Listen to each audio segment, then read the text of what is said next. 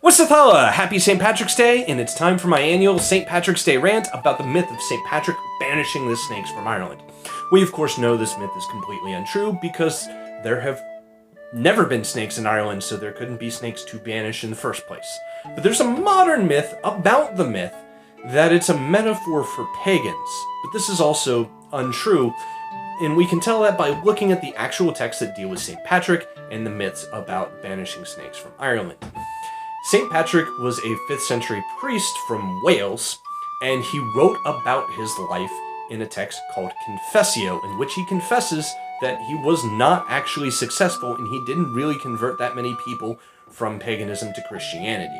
So he's not actually a significant figure in actually converting people.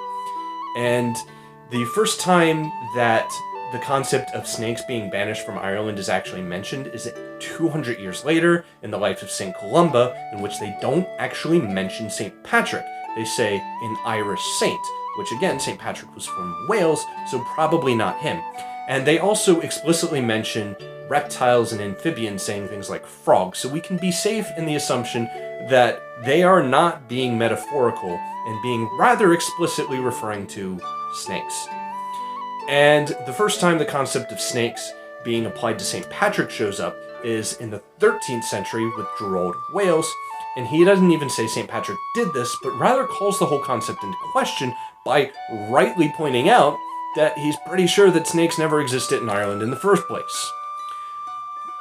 And again, in the 13th century, there were still pagans in Ireland, so even if it was metaphorical, it was blatantly wrong at that time, and they would have known it. So where does this myth come from? Church politics.